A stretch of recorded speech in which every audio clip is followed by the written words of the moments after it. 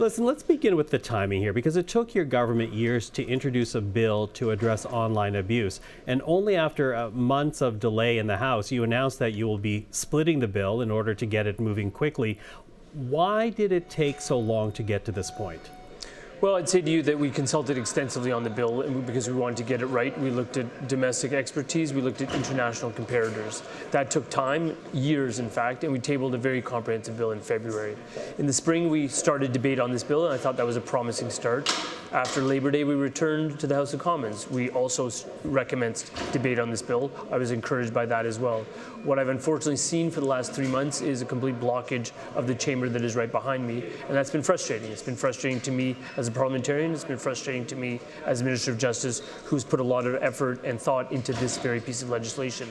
Now we're approaching Christmas. I had a tough decision to make. Do I want to see this bill die on the order paper, or do I want to see parts of this bill expedited where I believe that we can reach some consensus? I chose the latter. I think it's an important decision because ultimately my job is to protect Canadians, and I'm going to target the most vulnerable Canadians, which are our kids. And I approach that from that vein, that protecting and combating hate against hate is important, but protecting kids, including kids who might face fatal dangers, is urgent, and I'm proceeding with urgency on the parts of this bill where I believe I can achieve a consensus.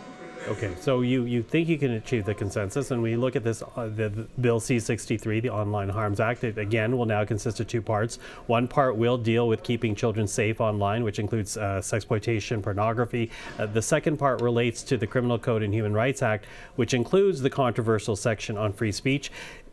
Given that you have split the bill and the priority is the section on child safety, do you think you will be able to pass the second part of this, which you have said would give Canadians a recourse on discriminatory hate speech? Well, I'm certainly hopeful, Michael, and I want Canadians to understand that when you bifurcate the bill, we are not leaving one part aside.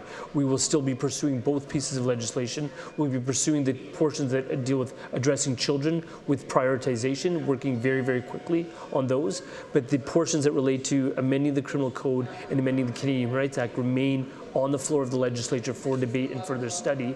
I think what is also clear to all Canadians is that we have seen rising hatred in this country. There are a lot of ideas about what we should do in terms of how to address that hatred. We've heard people that support the bill. We've heard people that want the bill refined to provide more clarity. I'm all ears and willing to entertain good faith suggestions to improving the hatred components of this bill, but also to improving the portions that deal with combating child sex predation, and also things like bullying, inducing a child to self-harm, and the sharing of what's called revenge porn. These are critical things that help keep our kids safe. I think what's now clear is that the ball is in the court of my opposition parliamentarian colleagues. I've already had good indications from the Bloc Québécois, the NDP. The Conservative Party has unfortunately been blocking everything in the chamber right behind me for 3 months now, but I've been given some reason for optimism that even the Conservatives will get behind this bill because they appreciate the urgency and appreciate the need to proceed in a nonpartisan manner. Okay, so perhaps a political path forward. But, you know, I also wonder about what your government is doing to ensure big tech social media platforms are putting in place the guardrails they promise to prevent or reduce online abuse. Well, I'll say to you, Michael, that it's been frustrating because what we've seen is a checkerboard response, right? We've seen some companies taking pretty aggressive steps, others taking very few steps. What we're trying to do is eliminate that checkerboard, provide Canadians with the stability and understanding that regardless of which platform your child is on, which app that they are using, for example, that this will address the safety of children online across the board and set a new floor.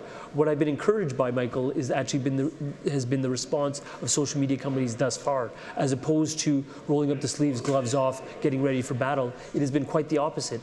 Social media companies have been reaching out to me in my office, considering ways of how they can collaborate with us in order to get this across the finish line.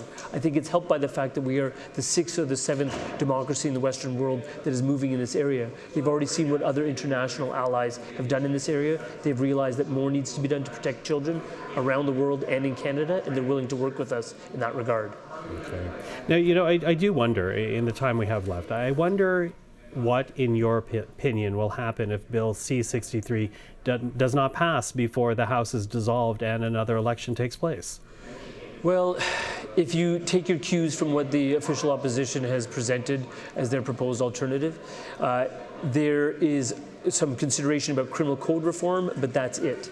And I think that's problematic because what I've heard from law enforcement and what I've heard from parents, including people like Carol Todd, the mother of Amanda Todd, is that the victimization of her daughter still occurs 10 years after her death. The reason why is because images of Amanda's naked body continue to circulate online 10 years after she passed by suicide.